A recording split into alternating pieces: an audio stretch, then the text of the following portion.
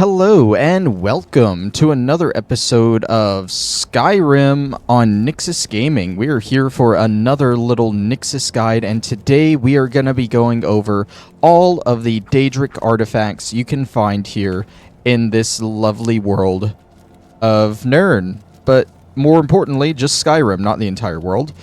So I did this before in Oblivion, all the Daedric artifacts in that game, and we're going to be following the same rules as then. For all intents of this video, a Daedric artifact is going to be something either created by a Daedric prince or heavily influenced by one. This will just simplify things and make it easier to go over all of them. That being said, there are going to be a few honorable mentions that I think there is a case to argue that these are Daedric artifacts, and I'm going to go over those here in a second, but I do want to add on to that and say I don't think they are Daedric artifacts. I'm just throwing them in for debate's sake, so here they are. This first artifact is what made me really consider throwing in this honorable mentions section, and it's because it's listed as a Daedric artifact on the UESP wiki, but I don't think it should be. This is the Ruin's Edge bow, which is only available if you have the Ruin's Edge creation downloaded. That's right, we are going to be going over all the Creation Club artifacts that are added as well. And if you have this creation installed, you will just have to come here to Stony Creek Cave. There's no quest involved. You'll come to the inn, kill this bandit chief, and Ruin's Edge is going to be this bow on his body. It randomly applies one of 5 different effects to whoever it hits, and it's not really a bad bow. I don't think it should be a Daedric artifact, because in Oblivion, Shivering Isles DLC, you were given this bow by Lady Syl, who is not Daedric at all. She is just a normal person living in the Shivering Isles. You could argue that, well, at the end of the Shivering Isles, you become Sheogorath and you own the bow, thus it has been influenced by you, a new Daedric prince, but I don't think that really counts too much, as that's really all speculative, if you ask me. No, it's not really. You do become Sheogorath, in a sense. But yeah, I don't think this should be a Daedric artifact. Nevertheless, it's listed as one, so it is here. The next 2 honorable mentions are going to be Scourge and Torment, which are available in another creation known as the Cause, which I would highly recommend playing through if you're a fan of Oblivion. You get to visit the Deadlands, the realm of Mehrune's Dagon, and you get to go through another Ayleid ruin, which you don't see any of those in Skyrim, so that's very fun. Anyways, I felt the need to include these 2 weapons because I included Ruin's Edge. You see, at its core, Ruin's Edge is just a Dark Seducer bow that has a unique name to it, and that's pretty much it. And you see, Scourge and Torment are just unique Dremora weapons that you can get here in the Deadlands. This is Torment. You'll get it from this Vulcan Methats guy, and you'll get Scourge from another Vulcan that you have to kill in this same area. So they're just 2 unique weapons that you can get. This is Scourge. Any summoned Daedra up to level 6 will get sent back to Oblivion, and Torment burns the target for 30 points, and targets on fire will take extra damage. Nothing really Daedric princey about these 2. Like I said, I just felt the need to include them along with Ruin's Edge. The last honorable mentions are going to be 3 items that belong to our second favorite Dragonborn here, Mr. Miraak, and they're going to be 3 pieces of equipment that he uses against you as the final boss of the Dragonborn DLC. The first of which, and the least likely, I think, to be a Daedric artifact, is going to be his mask here. Now, this is a Dragon Priest mask, and there's no reason to assume it's a Daedric artifact at all. And honestly, if it's not magically influenced by Hermaeus Mora at the very least. You can tell by the design, it looks nothing like the other priest masks. This was at least physically influenced by Hermaeus Mora. Because is it fashion-y, I guess. I don't know. That's my reasoning for including that. The other two items I feel like are a little bit more likely. There's nothing lore-wise that says his staff and his sword here were ever touched by Hermaeus Mora, but I'm just thinking there's gotta be, at some point, a reason for Hermaeus Mora to give them to him, because if you look at him, 8 Lurker Slime for a second, that's an effect called Mora's Agony or something. And this one, maybe not so much, but the design, again, looks very Hermaeus Mora-y. I'm just thinking, like, he's got to have had some help from Hermaeus Mora to get these, right? Other than that, not really much reason to assume these are Daedric artifacts. And I don't think I've ever seen him without his mask on. That is a little weird. I had to spawn this copy of Miraak in because when I came here, the pile of ash that was the real Miraak was already gone, so it's kind of interesting being able to take off their equipment and see how they actually look when they aren't turned to a pile of ash. Anyways, this is a nice segue into another set of what I think are legit artifacts of Hermaeus Mora, the Black Books. They have clearly been touched by him and have resided so long with his forbidden knowledge that they have these otherworldly properties. They literally take you to another world, another realm, and they should at the very least be mentioned in this video. I will not be covering all of them though, because I want to do a future video on them, so look out for that. That being said, I think it's time to get on to some real Daedric artifacts. Now, most of the Daedric artifacts you get in this game are gonna be from Daedric quests, so we will be running through all the Daedric quests in alphabetical order, starting with Azura here. Now, Azura's quest is available at level 1 as soon as you start the game. You'll just have to come all the way up to the north to her shrine atop this mountain, and you'll talk to a lady known as Arania Lenneth up there, and she will ask you to go and retrieve the missing Azura's star for her. You'll find that it is a broken star in your inventory, and you can then either bring it back to Arania here, or to Nelacar in Winterhold, and based on who you bring it to, you will get a different version of the repaired star. So let's move on to the choices.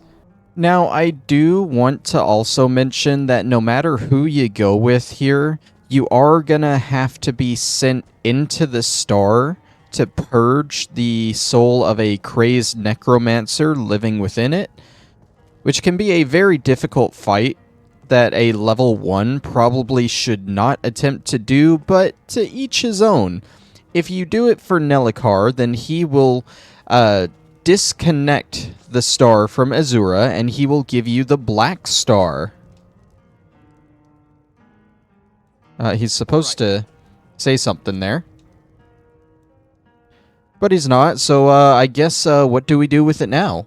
Now, you could use it for what we meant it for, using black souls for enchanting. The black star will never decay, but it can no longer hold the white souls of lesser creatures. You keep it. I'd sooner finally put this chapter of my life behind me. Congratulations.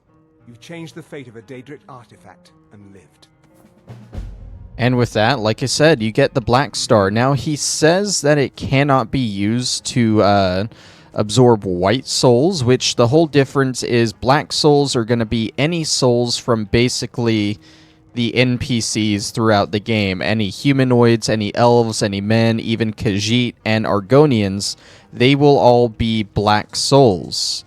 White souls are gonna be any other souls you get in the game from actual enemies, including giants, goblins, ogres that aren't even in the game.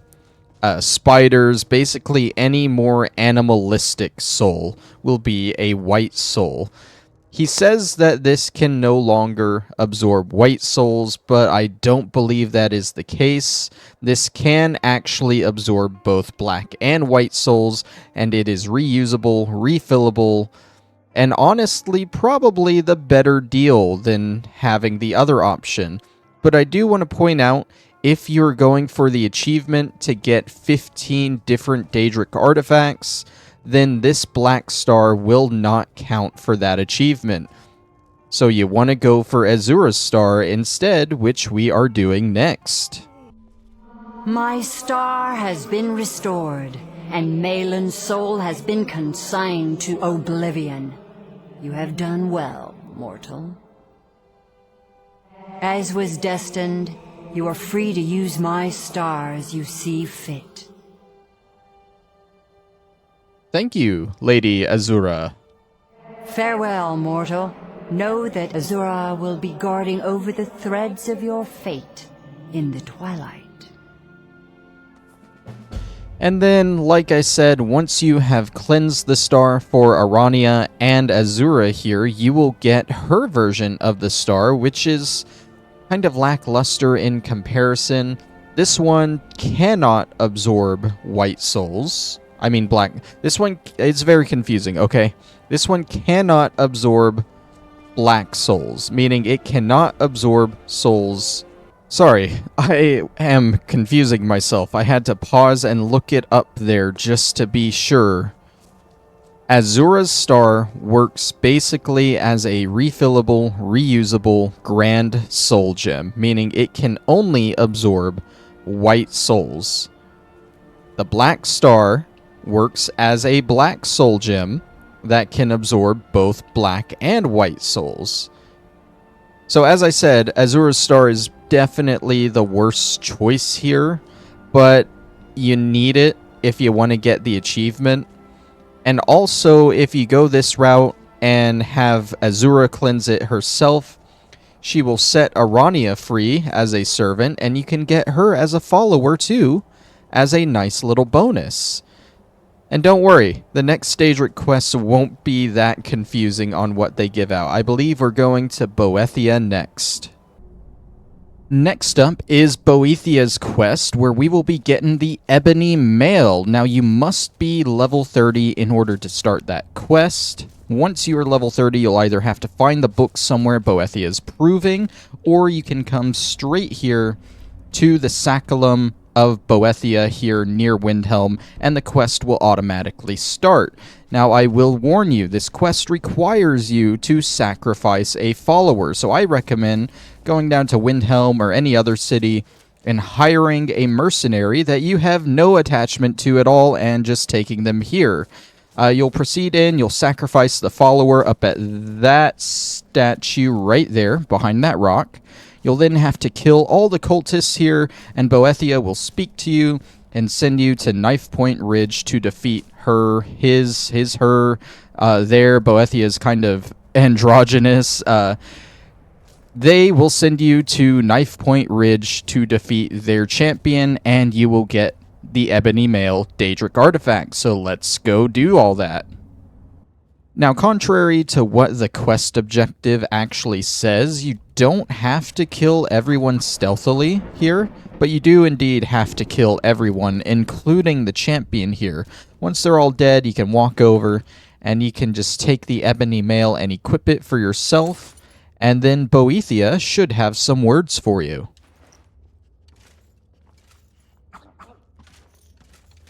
Right. Maybe you gotta walk away first.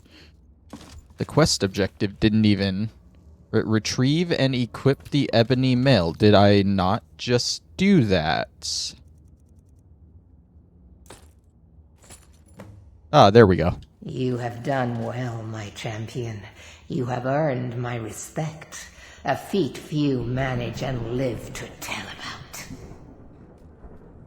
I shall write your name upon the tablet of absolute darkness. You may keep my Ebony Mail. A token of my appreciation to my new champion. Its gifts will resonate with your talents. Now go. I have strings to pull that require my full attention. You may pursue your own course wherever it leads you. Remember always this. As you will it, so it shall be. Now, very small disclaimer here, you cannot get the Daedric artifact, the Tablet of Absolute Darkness, in this game or any Elder Scrolls, even though Boethia mentioned it. You do get the Ebony Mail, however. With it equipped, it is heavy armor, ebony armor, I believe. That is why it's called the Ebony Mail. You are able to move more quietly, and opponents that get too close take 5 points poison damage per second.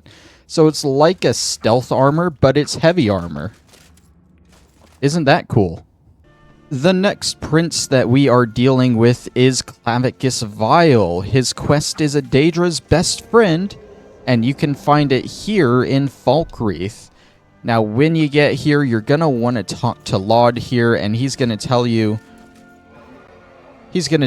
about a strange dog that's been outside of town lately. And he's going to give you some meat and want you to lure it back to him. Don't worry about the dragon and the vampires attacking. It doesn't matter. But you're going to go out and try and find this dog. And it turns out that the dog can speak. And it is actually Barbas, the hound of Clavicus Vile, who's going to lead you back to the shrine of Clavicus Vile. From there, Clavicus Vile, which I am saying a lot, is going to ask you to go to Rimerock Burrow to retrieve his Rueful axe. You can bring the axe back to him, and he's going to want you to play a not real funny prank where you kill Barbas with the axe. Now, of course, this is a quest that has a choice. If you do kill Barbas with the axe, you get the axe as your reward, but Barbas will, of course, ask you not to, and instead, if you spare the poor dog, you will get the Masque of Clavicus Vile instead. Now, once again, if you are going for the achievement of getting 15 different Daedric artifacts, the Rueful axe will not count. So you must side with Barbas here in order to get the true artifact, the Masque of Clavicus Vile. Let's skip to the first choice. The first option that we're going to explore here is, of course, killing Barbas, the one you probably don't want to do. Killing him with the axe. We aren't even going to hear him out. It's just, sorry, boy. It has to be this way.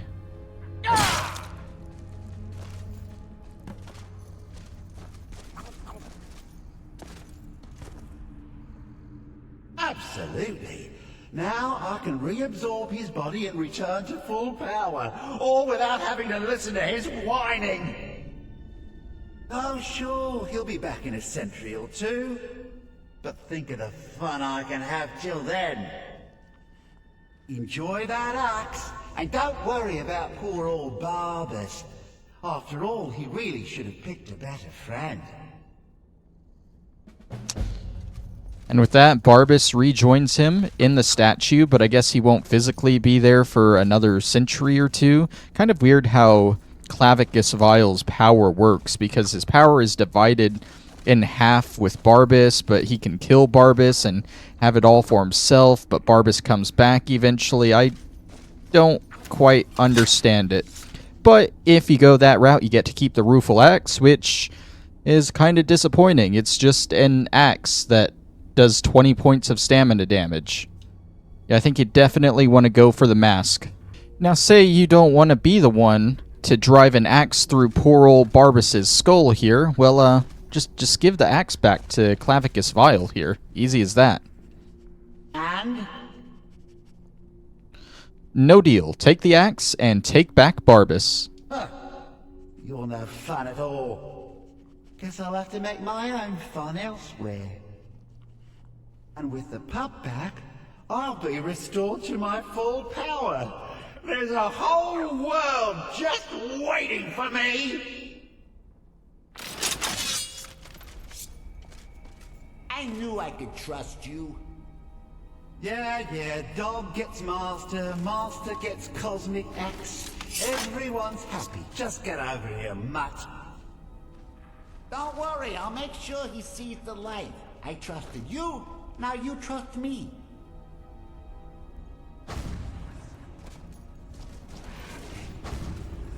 Ah, that feels so much better. You forget how nice supreme power feels until you've been stuck in a cave for a few years. Now, as for your wish, an end to the war, was it? I'll make sure this war ends all right, just as soon as the dragons swarm across Skyrim and wipe out all of you puny... Oh, fine. Have my boon and be done with it. Got more interesting deals to make anyway. And you get his mask, which his statue is holding up right there. The whole Into the War thing, you have an option when you first talk to him about what you wish for, and it's dependent on what you actually wish for, but he won't actually grant it, obviously. He'll just give you this mask instead, the Mask of Clavicus Vial, where prices are 20% better, and it increases your speech skill by 10 points. Your magicka also regenerates 5% faster. But I don't like magic, so I'm going to ignore that part. It's also heavy armor. I'm not a huge fan on how it looks, but it is definitely a lot better than the Rueful axe. And it also counts towards that achievement. The next item on our list is the Oghma Infinium, and it is obtained from the Daedric Prince Hermaeus Mora, not from the Dragonborn DLC, but from the main game. From actual Skyrim, not Solstheim. There is a high chance that you will pick up his quest, Discerning the Transmundane, during the main quest line, as you must come here to Septimus Cygnus's outpost in order to learn where you can find an Elder Scroll, and it'll automatically start the quest when you talk to Septimus about the Elder Scroll. You're going to have to go to Blackreach in order to transcribe a lexicon for him and bring it back to him. You can also grab the Elder Scroll while you're down there, and you can bring it back to him, and you can do all of that at any level in the game, but you must be level 15 in order to do the second half of the quest, which is the annoying, not so fun part. It's not as bad in Oblivion. In Oblivion, for Hermaeus Mora's quest, you had to grab a soul from every playable race in the game. In this one, you have to harvest blood from every elf race in the game. So it goes from having to do 10 races in Oblivion to only 5 races here in Skyrim. You must get the blood of an orc, a high elf, a dark elf, a wood elf, and a falmer, or a snow elf. And once you've done that, you can come back and you can get your reward, the Oghma Infinium. Now, I don't really have any big tips on where to get all the elf blood. I know that to transcribe the lexicon, you do have to go through Alftand, a Dwemer ruin, and you can find, I think, all of those enemies there, except for Dark Elves. Other than that, like I said, I don't have a whole lot of tips for this, but we'll go ahead and cut to the end so you can see the reward. Once you return with all the blood, Septimus Cygnus will mix it all up, open the cube for you. You'll both walk in, and bad ending for him. He just kind of turns into a pile of ash, but you will get the Oghma Infinium as your reward. And of course, as you are walking out, you have one last conversation with the Wretched Abyss, aka Hermaeus Mora. Come, my champion. This is actually a different conversation based on whether or not you've done the Dragonborn DLC with him or not. I have, so he will treat it as if he already knows I've fought Miraak. Now, you have my Oghma Infinium. It contains the knowledge of the ages, as revealed to Xarxes, my loyal servant. For hundreds of years, it's been shut away from the world. Septimus was a useful tool for unleashing it. Now, it is in your hands. Let us work wonders together.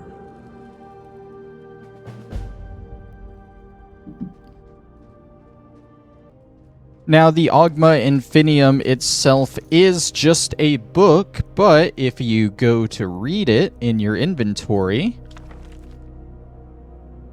you will have the choice between using it to increase the Path of Might skills, the Path of Shadow skills, or the Path of Magic. Basically, your fighting, stealth, and magic skills.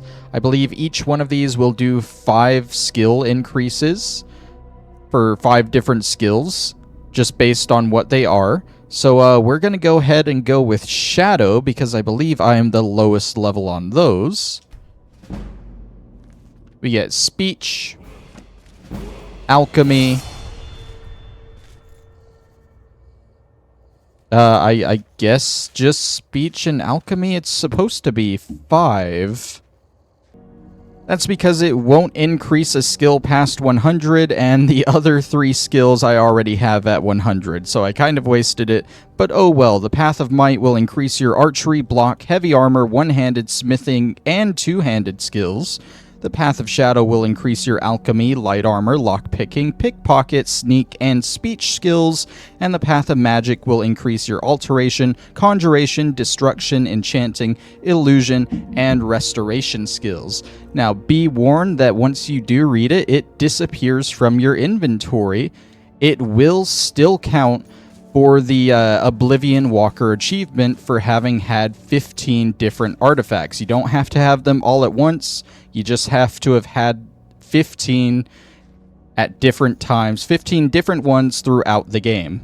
The next quest we're going to look at is one belonging to the Daedric Prince of the Hunt, Hircine. It is ill met by moonlight, and it can be obtained here in Falkreath. You have a couple of choices, though. You can either go visit a farmer named Matthias in town, who will explain that his daughter was recently ripped to shreds by a man named Sinding, who is currently rotting in the jail. Or you can skip that step and you can come straight to the jail and talk to Sinding here himself. Be warned, this is a little buggy. A lot of the time he won't walk all the way up the stairs there, so you can't actually reach him, so you might want to go talk to the farmer instead. Sinding explains that he is a werewolf and he recently stole a ring from Hircine that would let him control his transformations. However, Hircine cursed it to where now he just transforms randomly, which caused him to kill the little girl. You offer to take the ring back to Hircine, and Sinding escapes, which is great. A little girl murderer on the loose. And you're then sent to hunt down a white stag that happens to be an aspect of Hircine. Hircine is like, nah, man, I ain't uncursing that, not unless you do something for me. He directs you to a sanctuary. I can't remember what it's called, but it is where Sinding is hiding out at, and he wants you to help his hunters kill Sinding. When you get there, you are presented with a choice. You can either help Hircine's hunters kill Sinding, in which he will uncurse the ring. Be aware, too, that once you originally take the ring, you will automatically equip it. And if you are a werewolf like Sinding was, you will also randomly transform. So you want to get this quest done as soon as possible, because when Hircine uncurses it, you will be able to unequip it. But if you are, again, a werewolf, you will gain multiple transformations in a day. So it is super useful. That's if you kill Sinding, though. Your alternate choice is to help Sinding turn the hunt on the hunters and kill all of them, in which Hircine will also applaud you. He'll take the ring back, and he will award you with the Savior's Hide instead. So let's check those out. I would also like to point out that both of these artifacts will count towards the Oblivion Walker achievement, so it is literally whichever one you prefer. The first choice we'll be examining is how Hircine will react if you turn the hunt on the hunters and help Sinding kill them all. He will meet you outside of Bloated Man's Grotto when you're all done. Well met again, Hunter. I failed to bring down Sinding. Not a failure, my servant. By bringing down my other hunters, you turn the chase inside out. And they were no base prey. You continue to amuse and impress. Go forth with my blessing. And with that, he awards you with the Savior's Hide. Okay, maybe I got it backwards. Okay, yes, I guess I did get it backwards. I thought you would get the Savior's Hide from siding with Sinding. No, you actually get the Ring of Hircine uncursed for siding with him. And as I said before, this is really good if you are a werewolf. It is no longer cursed. You can unequip and equip it as you please, but it will provide additional transformations for werewolves. Basically, what this means is you can transform as many times as you want in one day. I think before you are limited to just one transformation a day. Now you can transform to your heart's content. Let's go after the Savior's Hide now by actually killing Sinding. This time, when you kill Sinding, you are given the prompt to skin him, and an aspect of Hircine will meet you at the body. You've done well, Hunter. I did as you asked. And found my favor. That skin will serve you well, child. Look more closely at it. My glory shall protect you from all this world's grievances. Good hunting. And now he takes the cursed ring away, and he turns Sinding's skin into the Savior's Hide. Let's check out what this has going for it. It's light armor. It increases your magic resistance by 15% and your poison resistance by 50%. And I think it's actually pretty good as far as light armor goes. I'm just usually more of a heavy armor guy, so I've never really used this before. I usually definitely go for the Ring of Hircine on this quest. But still, not bad as far as light armor goes. Next we have Malekith, patron god of the orcs, and his quest, the Cursed Tribe. You can get this quest starting at level 9, but I recommend you don't do it until you're comfortable fighting giants, because there are going to be quite a few throughout this quest.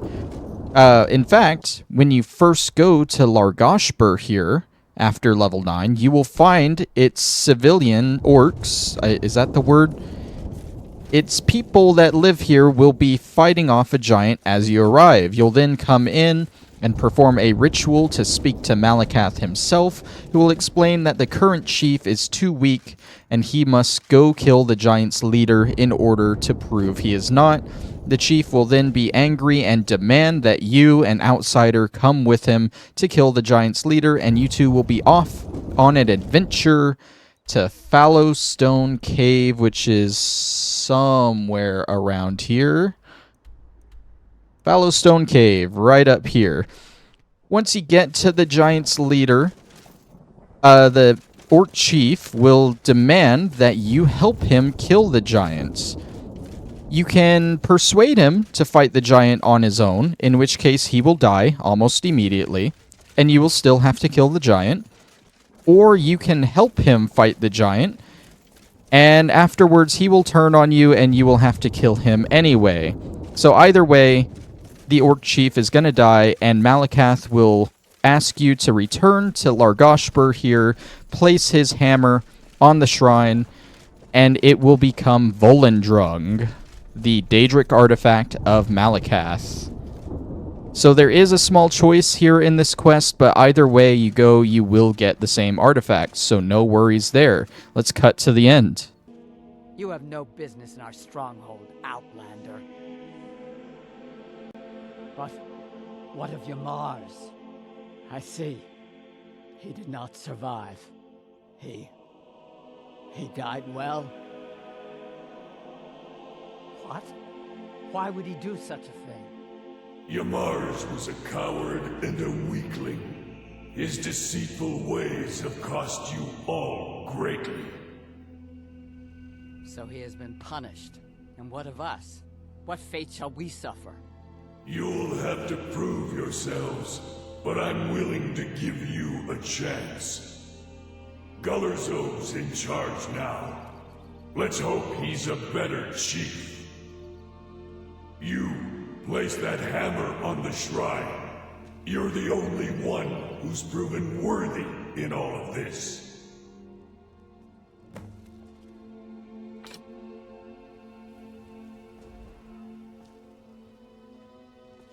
And with that, it just kind of flashes into Volendrung, and the quest is complete. We'll go ahead and take that. Let's check out the stats on this thing. It absorbs 50 points of stamina, and I guess does decent damage? I don't know, I don't use two-handed weapons. I don't know if that's good damage for this thing. But it definitely absorbs a good chunk of stamina. The next quest is going to be Pieces of the Past, which involves the Daedric Prince Mehrune's Dagon, one of the main antagonists of the previous game. You will get this quest in Dawnstar by visiting the museum here after level 20. And basically, you can look around, he might tell you a little bit about the Mythic Dawn, but if you talk to him, he's going to ask you to retrieve the missing pieces of Mehrune's razor, of which he already has the scabbard here. He just needs the rest. He needs the hilt, the pommel, and the blade shards, all in different places throughout Skyrim. Conveniently, the blade shards are all together, but the rest is going to be in 2 other locations. Once you get all 3 pieces and bring them back to him, you're both going to make a journey to the Shrine of Mehrune's Dagon here in Skyrim, who will piece the razor back together for you. Mehrune's Dagon then asks you to kill Silas, which is the only way you're going to get the razor.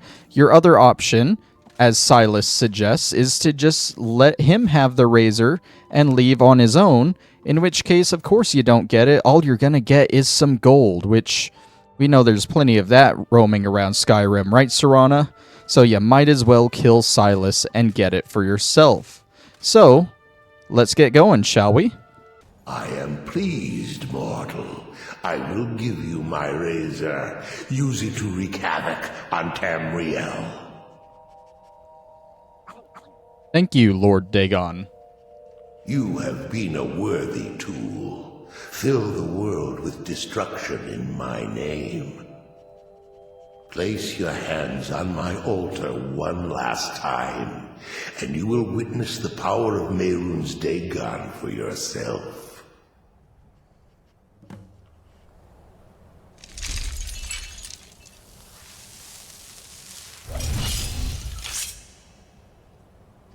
Before you go, mortal, one final challenge.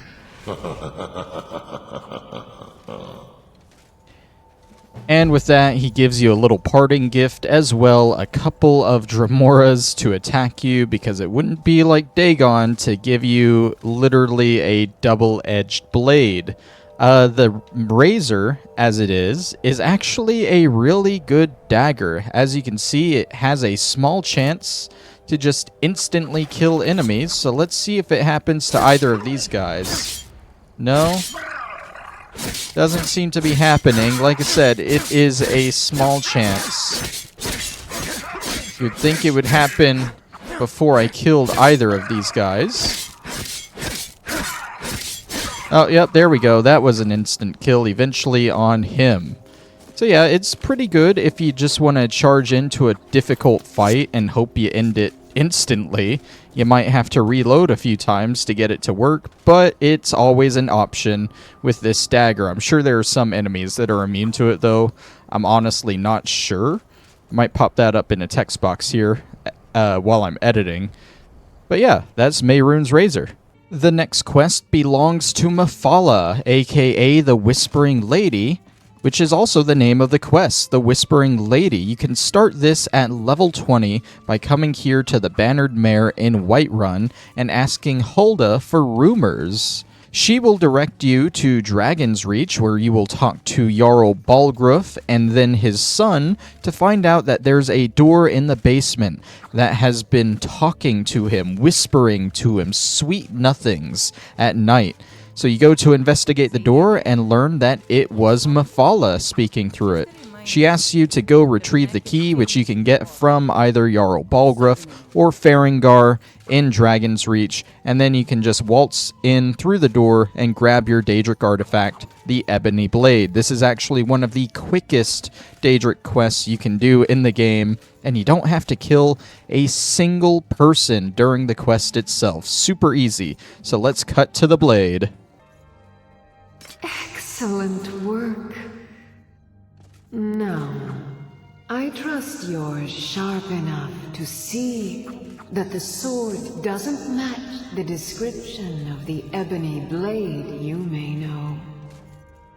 It has languished too long outside the winds of alliance and betrayal. To return to its past glory, it must first drink the blood of deceit.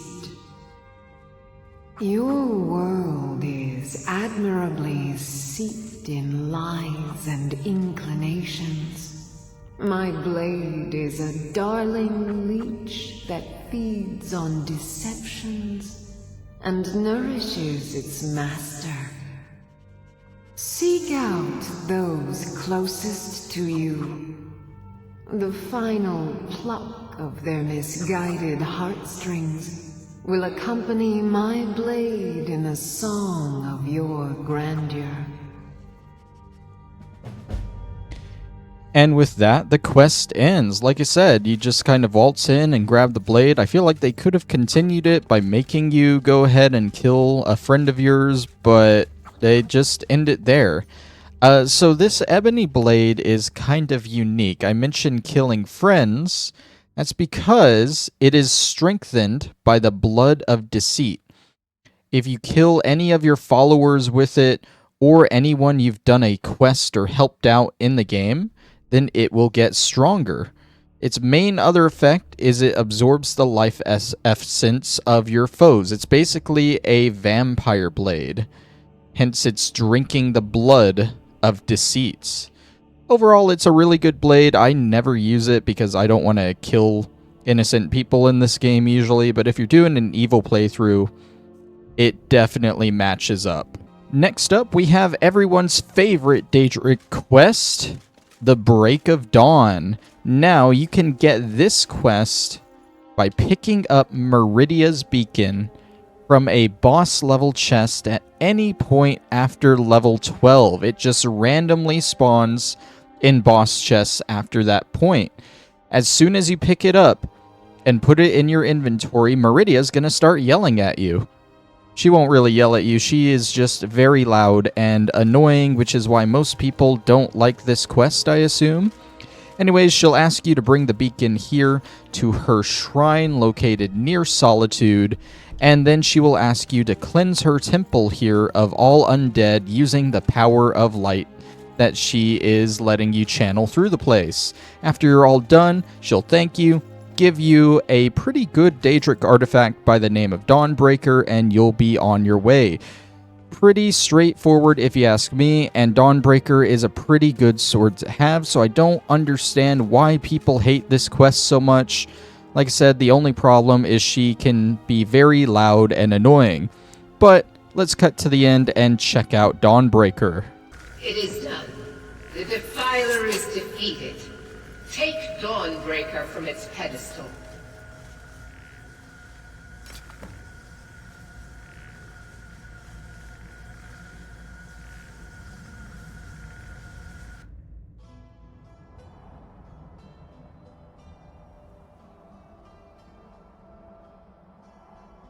Malkoran is vanquished. Skyrim's dead shall remain at rest. This is as it should be. This is because of you. A new day is dawning, and you shall be its herald. Take the mighty Dawnbreaker and with it purge corruption from the dark corners of the world. Wield it in my name, that my influence may grow.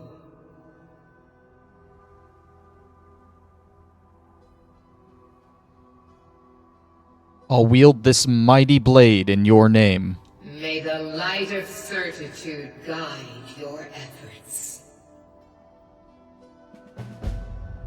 And with that, she kind of just drops you out of the sky, but Dawnbreaker is yours to keep. Don't worry, you don't get hurt from the fall. Dawnbreaker, like I said, is a pretty good sword here.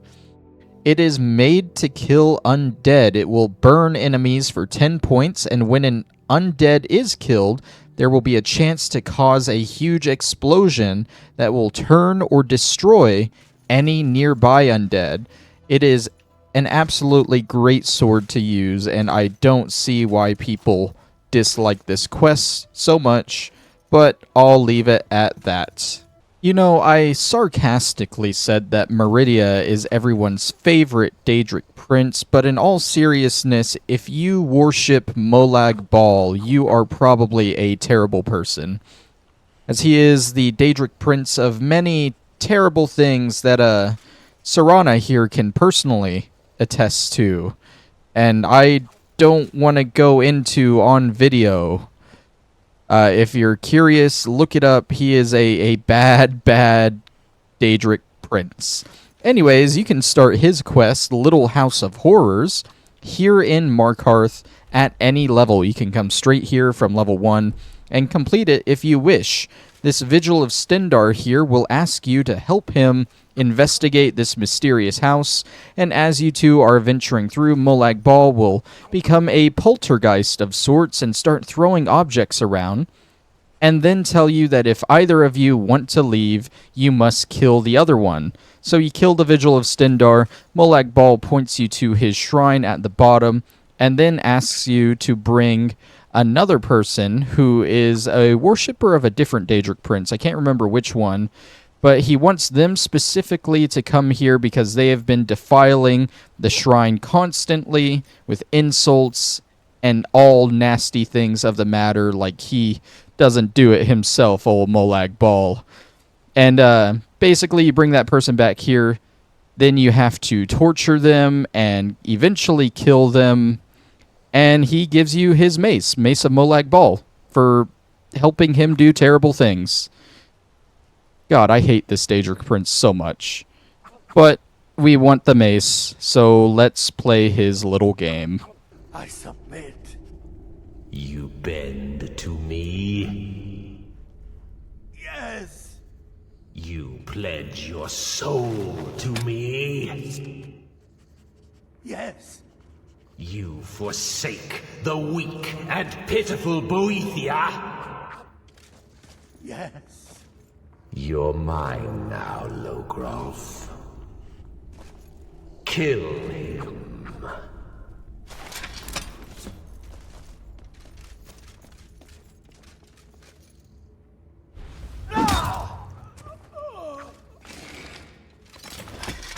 The Mace of Molag Bal.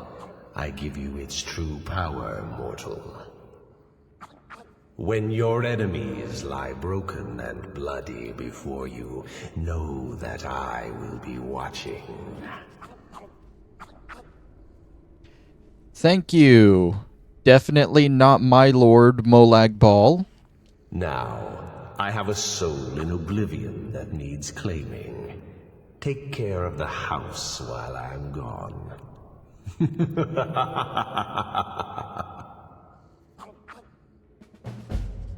And with the death of Logroth here, you will obtain the Mace of Molag Bal, repaired from its rusty mace form. I gotta say, it's a pretty decent mace, despite who it comes from. Does good damage, does 25 points of stamina damage, and 25 points of magicka damage, and if you can kill your target within 3 seconds, it will act as a soul trap spell as well. It'll fill a soul gem for you. So pretty good all around, and an easy quest to do for the most part. I just don't like the guy that gives it to you.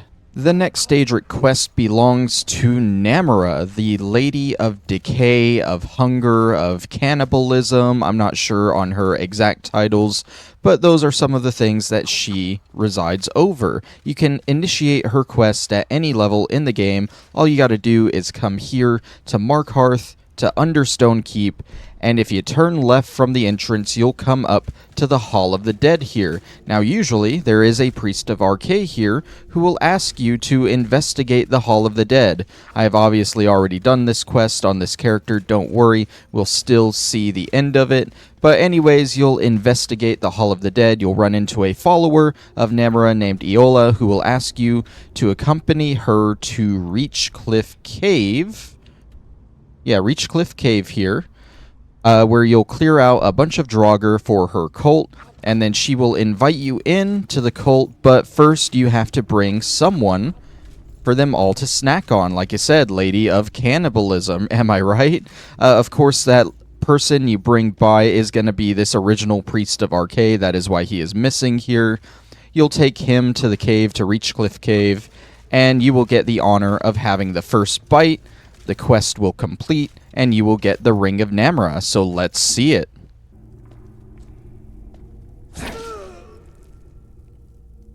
He looks so sweet. Go ahead, have the first bite.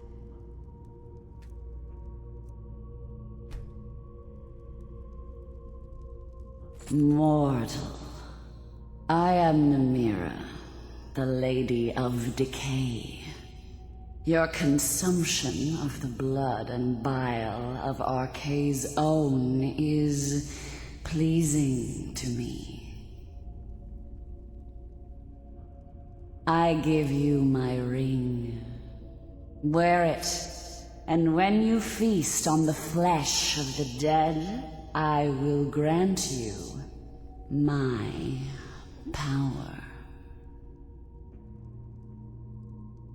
Thank you, my lady. Wallow in your wretchedness, my newest champion.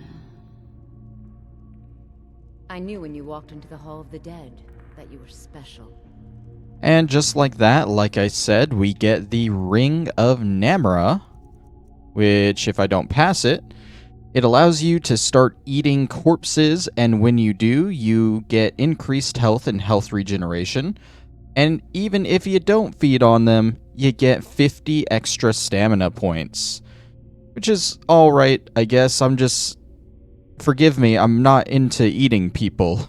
For Peryite's quest, you will need to be at least level 12. At that point, you can either venture here to Peryite's Shrine yourself, sort of near Markarth, or you'll have a random chance of coming across one of his followers while you're on the road. I almost never get this random follower on the road, and I almost always have to come here myself. Maybe you're luckier than I am, but if I was the one playing the game, I would just come here myself. That's my recommendation. Once you get here, you can talk to Kesh the Clean, who will ask you to bring him 4 items in order to commune with Peryite. These 4 items are a silver ingot, vampire dust, a death bell flower, and a flawless ruby, which is without a doubt the hardest of the 4 to get. Once you bring them back, he'll crush them into an incense, and you can talk to Peryite, who requests that you go to a dwarven ruin to deal with one of his followers. He's sent a plague down upon Nirn, and this follower of his has gathered all of the people afflicted by the plague and just kind of hold them up in this Dwemer ruin. And I guess Peryite doesn't like that, so you have to kill the follower, whose name is Orchinder. You go to the ruin, you kill the follower, and you come back here, and you get Peryite's artifact, Spellbreaker. So let's see it. Well done, mortal. All things are in their order, and Orchinder roams the pits. His betrayal will be punished, and your obedience is rewarded. Okay, goodbye. Embrace order, and hard truth, mortal. Goodbye. I feel like he's the only Daedric prince that gives you other dialogue options whenever you're talking to him. But it's also weird that you can just skip him and tell him goodbye. Anyways, like I said, he gives you the shield Spellbreaker, which I think is the only Daedric artifact that is a shield. It's also an extremely useful one if you do use shields, because when you block with it, it'll create a ward that'll protect you against spells for up to 50 points. I don't know if that matches up to a lesser ward spell or a greater ward spell or what, but it's still useful to have a shield that acts like a ward. This is definitely on the higher end of Daedric artifacts, if you ask me. At level 14, you can initiate Sanguine's Daedric quest by finding Sam Gwevin here randomly at, I think, any major holds tavern in Skyrim, meaning it has to be from one of the main cities. He might appear at other ones, but I've always found him at the major cities. You'll talk to him, initiate a drinking contest that you'll eventually win, but then you'll... I'm trying to talk here.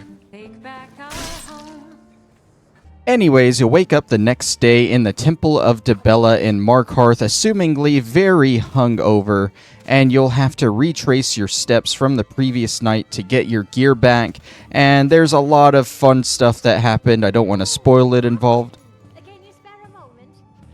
They're very loud up there. Hold on. There's a marriage involved, a goat, a hag raven or two, actually just one hag raven. You'll venture through Whiterun, near Riften and Windhelm, all over Skyrim until eventually you go and find Sanguine himself. You're actually looking for Sam Gwevin, but that's when it appears that he is actually Sanguine, and he will reward you for a night of debauchery with his Daedric artifact, the Sanguine Rose. And without any further interruptions, let's get that artifact. You're here. I was beginning to think you might not make it. It was quite a trip. Where are we?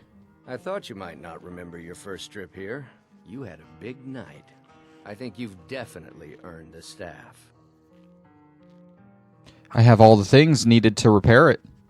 Oh, the Hagraven feather and so on. You can throw all those out. You see, I really just needed something to encourage you to go out into the world and spread merriment. Need something? Who are you? I am Sanguine, Daedric Prince of Debauchery. I know. How could I lie to you? Well, how could I trust you until we've shared a few drinks? But it wasn't long before I realized you'd make a more interesting bearer of my not-quite-holy staff than this waste of flesh. Thanks, I guess? My pleasure. But I think it's time for you to go. No fun keeping you locked up in here with the staff. And with that, he sends us out of what I assume is supposed to be part of his Daedric realm. It's just like a little kind of pocket dimension you go into. And you get the... Oh, they've already cleaned up the bodies. You get the Sanguine Rose as his Daedric artifact, which, if I can find it, summons a Dremora for 60 seconds. Pretty basic, if you ask me.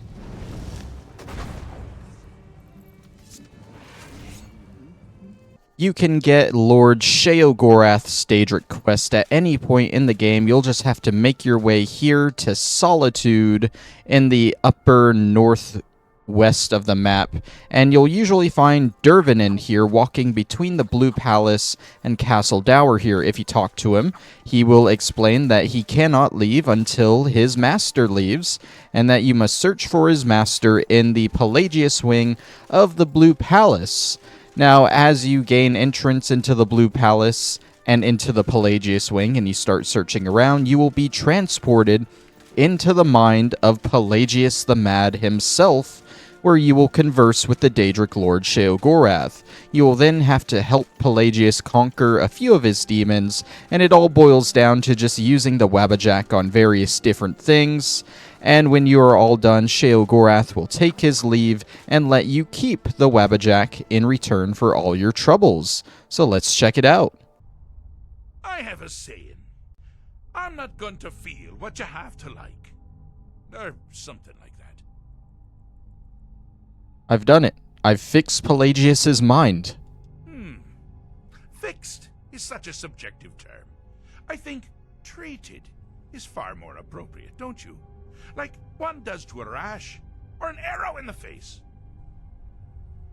But no matter. Heartless mortal that you are, you've actually succeeded and survived. I am first to honor my end of the bargain. So, congratulations. You're free to go.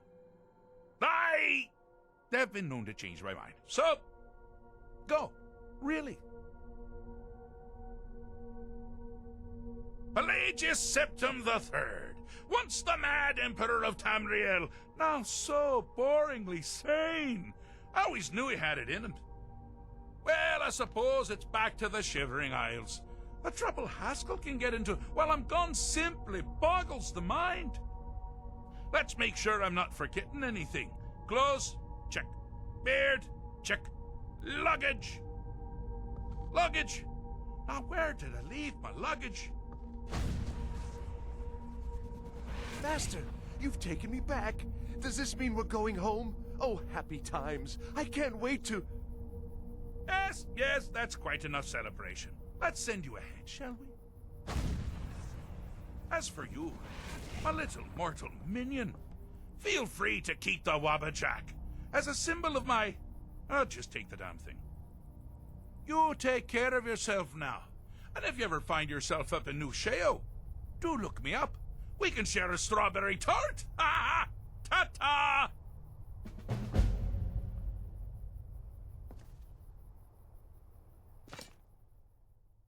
And with that, he sends us back to the Blue Palace, straight back into the Pelagius wing, if I remember correctly. Yes, here we are.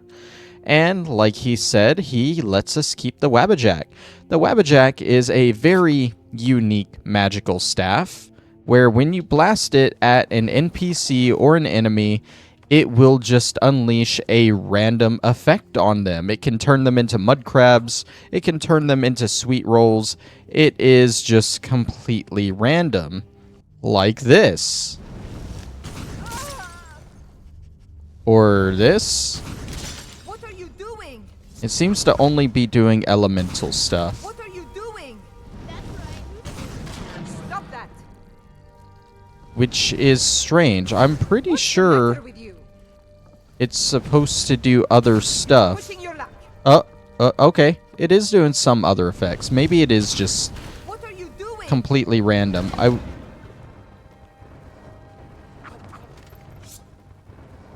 I would love to see like one of the transformation effects. It made a bunny rabbit there. Oh yeah, and there we go. It turned that guard into a sweet roll. Isn't this thing great? The next Daedric quest is that of Viermina, and it can be started at any level as soon as you get to Dawnstar. You'll hear rumors of nightmares all throughout the townspeople, and you might want to come here and talk to the local priest of Mara, Arander. He's going to lead you up to Nightcaller Temple above the town, where you guys will clear out the orcs and try and release this miasma that's inside. It'll involve you drinking a potion and going to sleep and dreaming of the past, but as he experienced it, because he was there before as a follower of Viermina, and he released the miasma, and then he just fled because he was scared and didn't want to fall asleep, because everyone in the temple at the time fell asleep when the miasma hit, and now it's wearing off, and that's why it's affecting the town.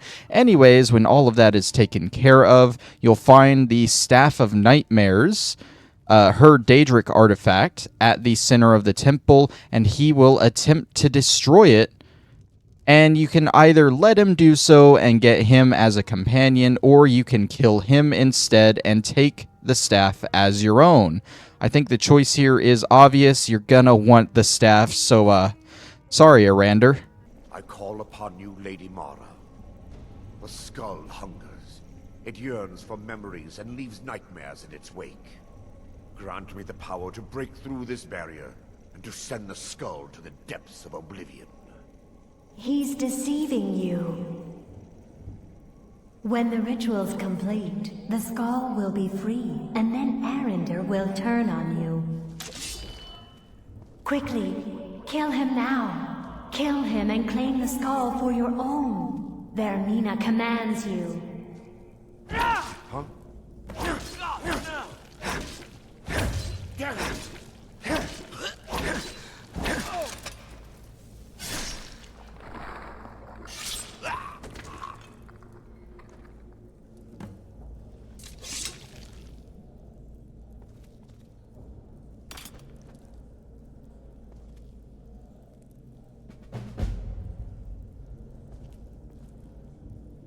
And that's pretty much it. She doesn't say anything else after you actually grab it. Also, I was calling this thing the Staff of Nightmares. Its actual name is the Skull of Corruption. When you use it, it does 20 points damage, increases to 50 points though if it's powered with dreams collected from sleeping people. I've never actually used this thing before, but I'm assuming that means you walk up to someone in bed and you just kind of collect their dreams and that'll power up the staff. We're gonna go with that. The final Daedric quest that we'll be going over is a little bit of a special one. This is the Daedric quest for Nocturnal, and I guess you can do it at any level you want, but it's not just a quest, it is most of a quest line. You have to do the Thieves Guild quest line in order to get her artifact, the Skeleton Key, which is, in my opinion, one of the most useful Daedric artifacts in the entire franchise. All the Skeleton Key is a lockpick, but it never, ever breaks. It will never break on you, not once. And I think they have a perk here in Skyrim. I'm not 100% sure, but I think it's at the end of the lockpicking skill tree. You can choose it and your lockpicks won't break. But this is a much better alternative. Sadly, though, your time with this thing is short-lived if you wish to finish the Thieves Guild quest line. You'll get this thing at the second to last quest in the Thieves Guild, where you have to come here to Erkenthond to fight Mercer Frey and stop him from stealing the Eyes of the Falmer, which is in this room here. It kind of floods after you defeat him, so I can't really show it in its full glory here. But you'll take the Skeleton Key from his corpse. Sadly, the next quest immediately after is where you have to return the Skeleton Key to Nocturnal. You do not get to keep this artifact if you want to finish the quest line, which really sucks, but I guess we'll return it.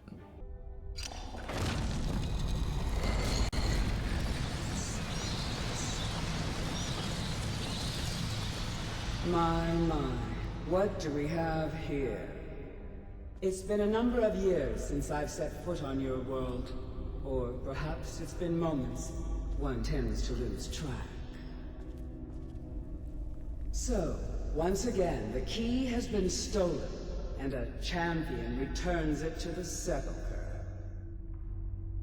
Now that the Ebonmere has been restored, you stand before me awaiting your accolades. A pat on your head, a kiss on your cheek. What you fail to realize is your actions were expected and represent nothing more than the fulfillment of your agreement. Don't mistake my tone for displeasure. After all, you've obediently performed your duties to the letter. But we both know this has little to do with honor and oaths and loyalty.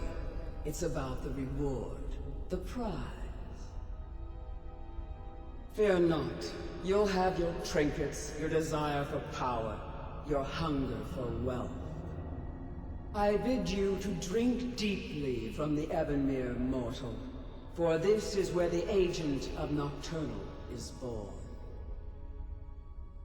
The oath has been struck, the die has been cast, and your fate awaits you in the Evergloam. Farewell, Nightingale. See to it the key stays this time, won't you? That concludes all the Daedric artifacts that are in the base game of Skyrim with the DLC included. However, the Creation Club adds plenty more for you to grab, and we'll be covering all of those as well. For each of these, I will be including what creation it comes from if you want to get it yourself, the quest, a brief description of the item, what Daedric prince it belongs to, and so on and so forth. Most of them are returning artifacts from previous games. We're going to be starting here with Umbra from the Umbra creation. Now, Umbra is a Daedric artifact created by Clavicus Vial. It is a blade that devours the souls of those it kills, and it tends to take over the one who wields it too. It has appeared in Morrowind, Oblivion, and now Skyrim with this creation, and almost always wielded by a person named Umbra. Now, in order to get this quest, it's very simple. You just have to head on over to Champion's Rest at any level. You'll find a journal in the beginning room. You'll finish the dungeon, and at the very end, you will fight Umbra, which is a pretty challenging battle, if I do say so myself. You do not want to come here at a low level, as he is decked out in full ebony armor. He can create ethereal clones of himself to attack you, and all around he is a dangerous dude. The sword, however, is pretty good. If you wield it, the target dies within 20 seconds, it will automatically fill a soul gem. It absorbs 25 points of health and 25 points of stamina per hit as well. So a super good sword here, definitely worth the effort to get. With the Goldbrand creation, you can get, well, Goldbrand, a Daedric artifact of Boethia that recently appeared, I say recently, previously appeared in Morrowind and Oblivion as well. In order to get this quest, you can either get it from the Sacculum of Boethia, located near Windhelm here, where you'll find Aranya's journal, I believe it is, or you can go to the Arcanium in the College of Winterhold, where you can find Aranya's research notes. After that, you'll be told to go get an amulet from Lars Battleborn here in Whiterun, and a skull from a new dragon priest that has appeared here in Shroudhearth Barrow. Once you have both of those items, you can head up here to Sivder's Respite, head to the end of this dungeon, and you will find Goldbrand resting on its pedestal here. Now, of course, once you grab it, you are attacked by a couple more Draugr. We aren't really going to worry about them. Let's check out Goldbrand, shall we? There's not really a whole lot going for it other than, you know, it's gold, and it looks cool, I guess, and it burns the target for 30 points of fire. And once the target is on fire, this sword's going to do extra damage. It's good if you have, like, a cool fire character you want to use, I guess. But other than that, it's just a fire sword, you know. The Bow of Shadows is another creation where you get the Bow of Shadows. I'm starting to notice a theme with the naming of these creations. The Bow of Shadows is a Daedric weapon of Nocturnal, just in case you missed having a Daedric artifact from her, since you gave up the skeleton key. You can get a bow from her in the Creation Club. To get this quest, you're going to have to talk to the steward of whatever Jarl is in charge in Whiterun, and the quest is going to be called In the Shadows. Basically, you're going to be investigating a possible assassination attempt on the Jarl. You can go to Arcadia's to investigate, the Hall of the Dead, the stables. Eventually, you'll be sent up to the Silent Moon's camp, where you will learn that the assassin is in play. He is on the second floor of Dragon's Reach, and you just come up here when the Jarl is unoccupied, and you kill him. You assassinate the assassin, and you get the Bow of Shadows all for yourself. Now, this thing is pretty cool. I don't use bows in Skyrim, but I imagine it can be pretty useful because it draws 20% faster, but more importantly, it'll cast invisibility on yourself for 30 seconds.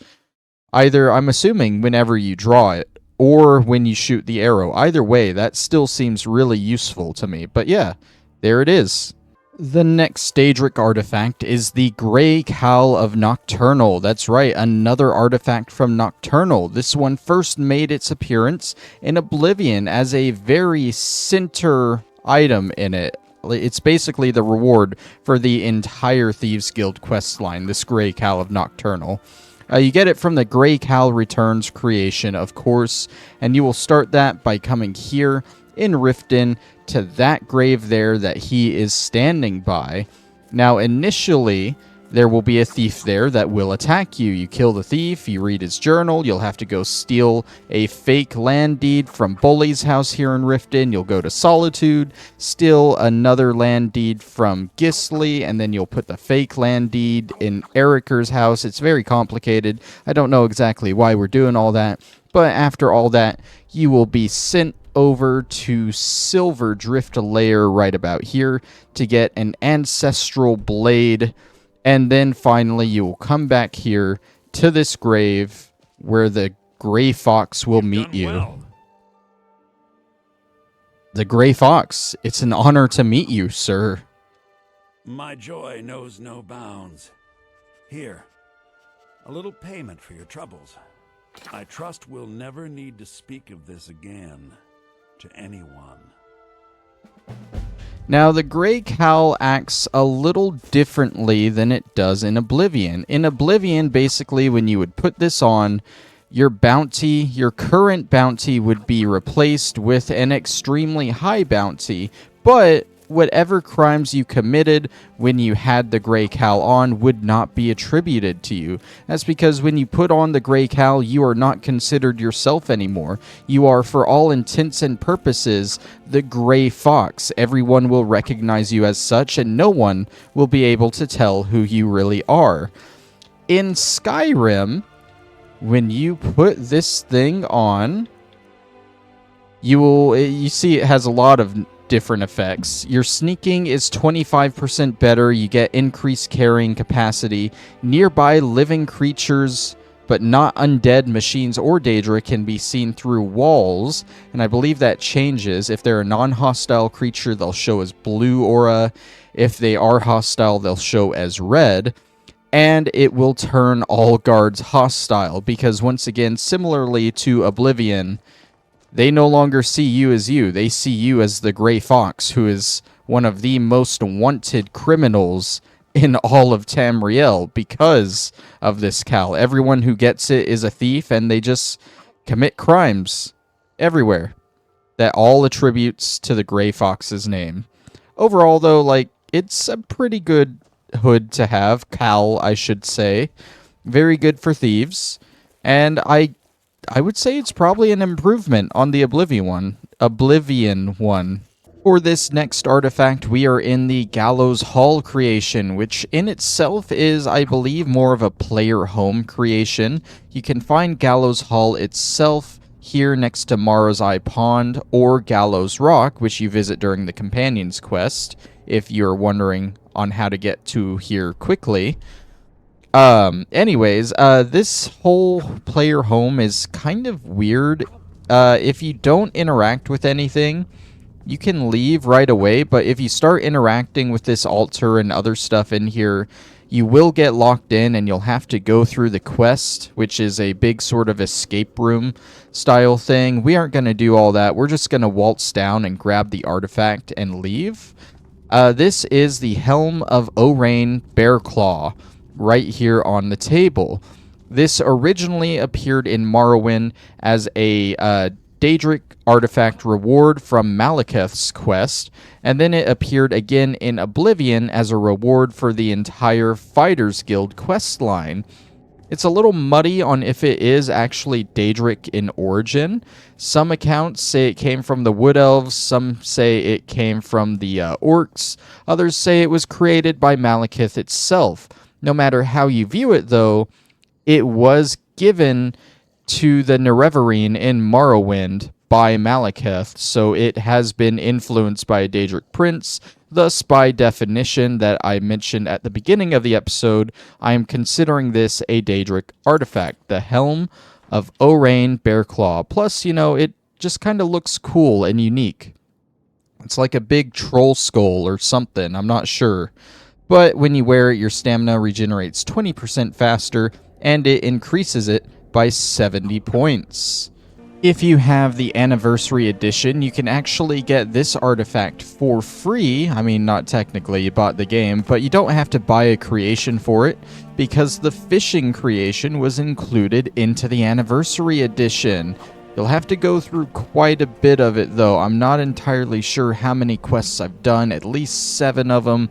You can get them from Viria here at the Riften Docks, and you're going to work your way up to the Spirits Away quest, which will send you over here towards Markarth.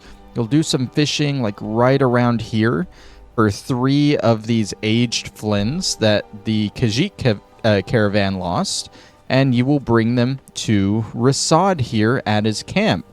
As a reward, he is going to give you the Ring of Khajiit, which is, fun fact, with this creation, it has appeared in all 5 mainline Elder Scrolls games. I believe the only other 2 artifacts to have done this are Volendrung and the Skeleton Key. I might be wrong there. But as such, it has changed hands a lot. And I'm not sure if it's related more to Meridia or Mafala, honestly, because they have both given it as rewards to their quests. But either way, in this game, you don't get it from either of them. So let's get it from Rasad here. Oh, the wind blows bitter cold in this place.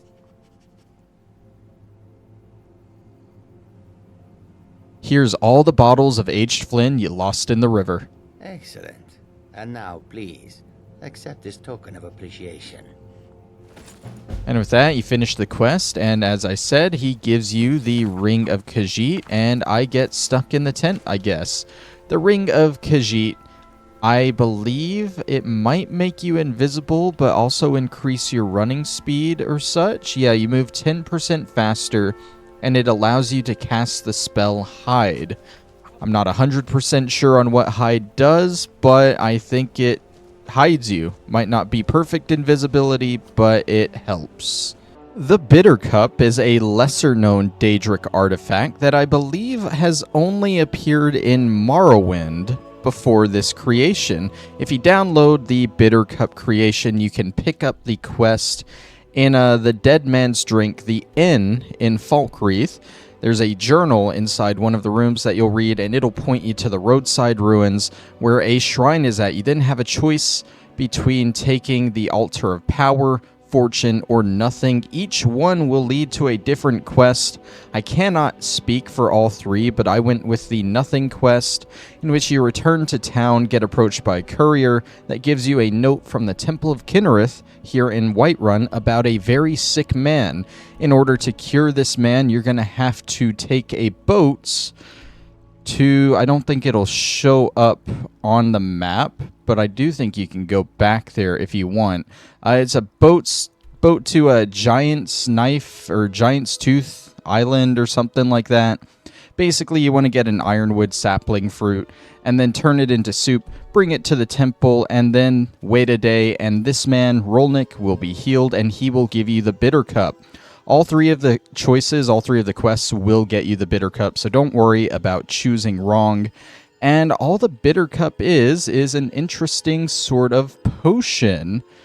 You see, it permanently increases the greater of your 3 attributes by 20 and decreases the lesser by 20.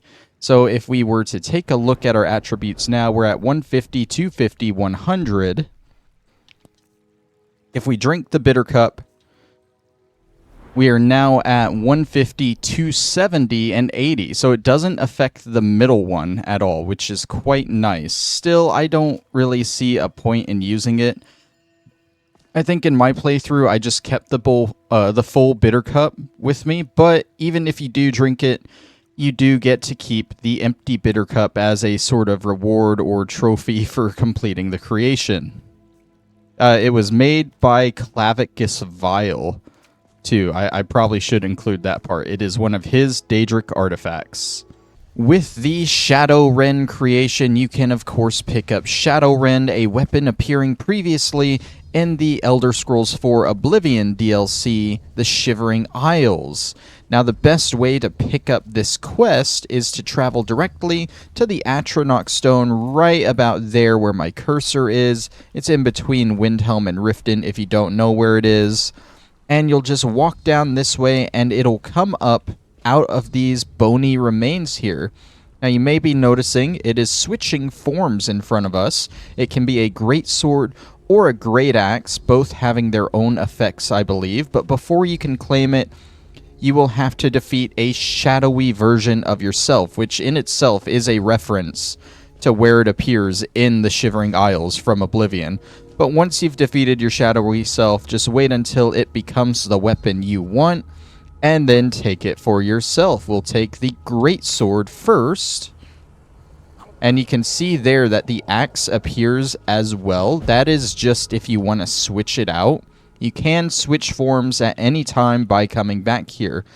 The great sword makes the target 15% weaker to magic for 30 seconds. And then if we switch them out, you see the sword pops in.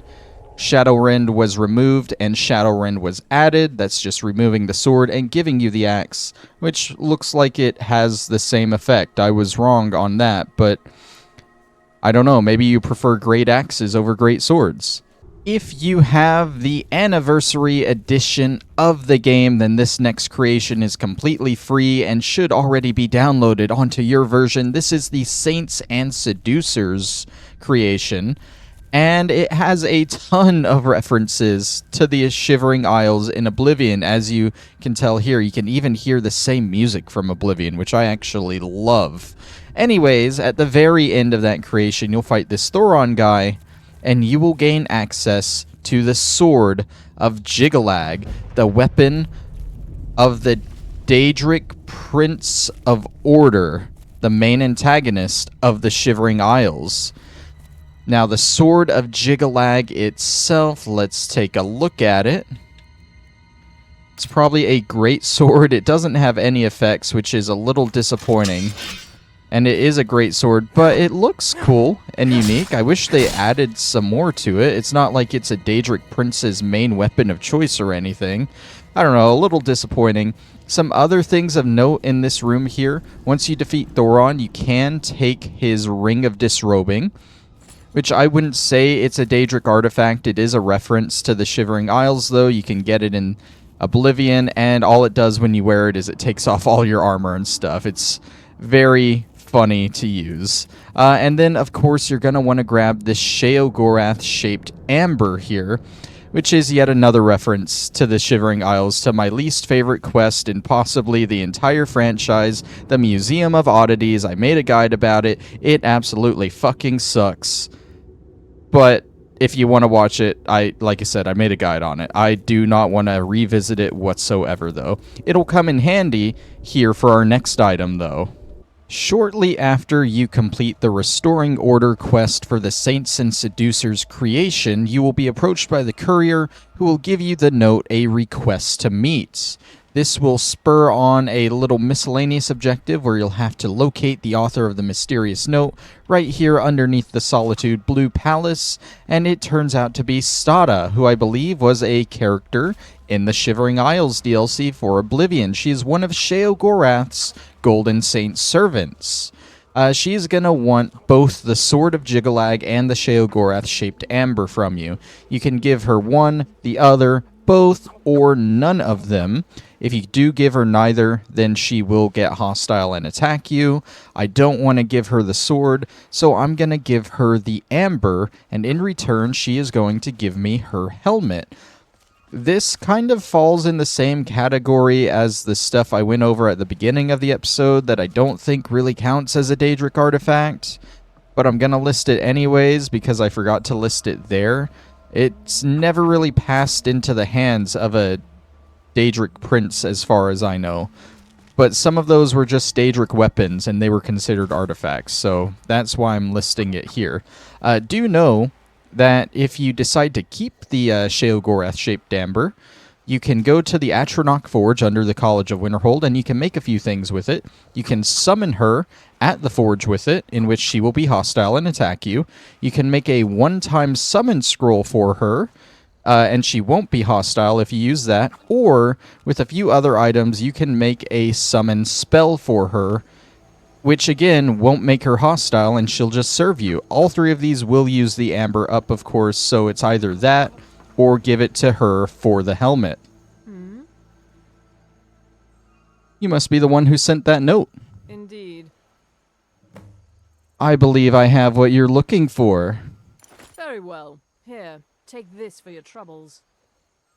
I suppose this is goodbye. It would seem so. I love how simplistic the dialogue is in the Creation Club stuff, because they couldn't get voice actors to voice out more lines for it. Anyways, with that, like I said, she gives you her helm. Should be listed as Stada's helmet. Right here, it increases your stamina by 70 points, and it is a Golden Saint helmet. I don't know if you can make Golden Saint armor with this creation in Skyrim, so this might be the only Golden Saint armor you can get. I could be wrong there, but there it is. There's one more weapon we can obtain with possibly Daedric origins here in the Saints and Seducers DLC, or not DLC, creation. I'm sorry, it's a creation.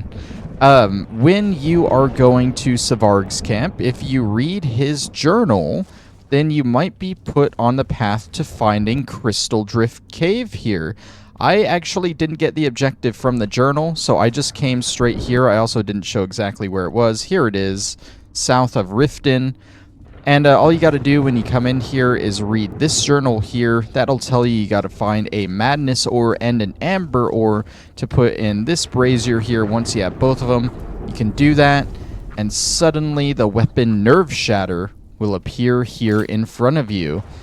I don't think this one really should be a Daedric artifact either, but again, it's listed as one on the wiki, so we are including it. It does 30 points of shock damage and half as much magicka damage.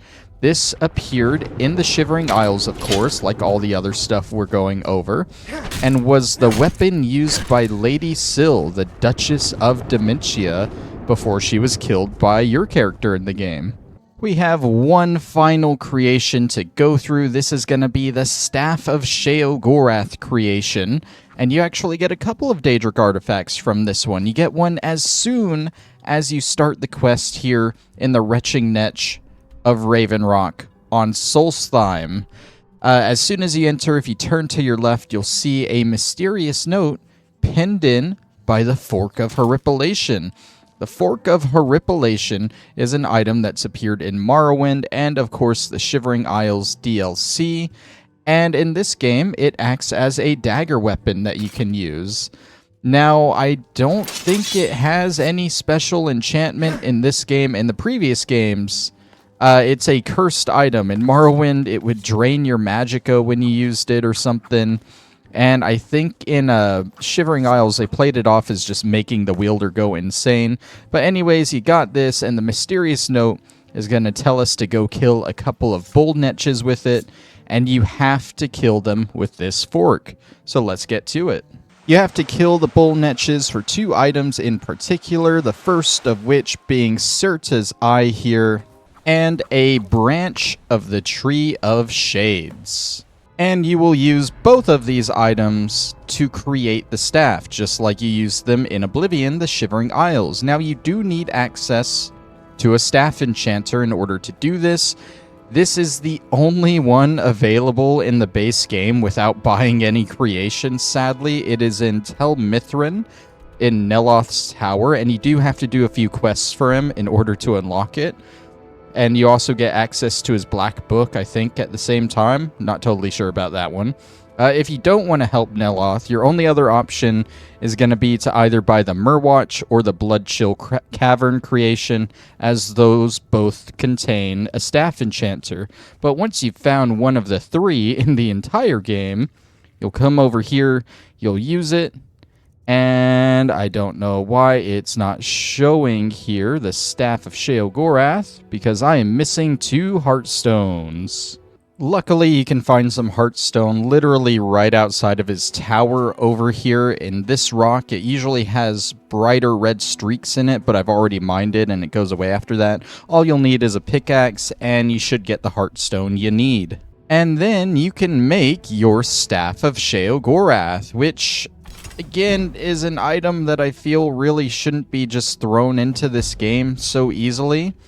You get it at the end of the Shivering Isles DLC in Oblivion, but they kind of frame it as whoever so holds the Staff of Sheogorath holds all his power and office, and, like, you literally get the staff to become Sheogorath in Oblivion, and now the Dragonborn has it? Because why not? But yeah, apparently targets that fail to resist it are paralyzed for 10 seconds. They definitely underpowered this thing for this game. It does work on Neloth, though. I think we're going to end the video there. That is every Daedric artifact that I could find and uncover in this game. There are so many of them. And this video took a while to record and probably a little bit longer to edit. I haven't gotten to that part yet. I know I'm going to be about a week late on posting it, and I apologize for that. But this is, I believe, the final very large guide for Skyrim. I have a few others, but they should be done quick and easy. And we should be back on track. So thank you all for watching. And I'll see you in a couple weeks for I don't know what guide, but it'll be one in Skyrim. Bye-bye.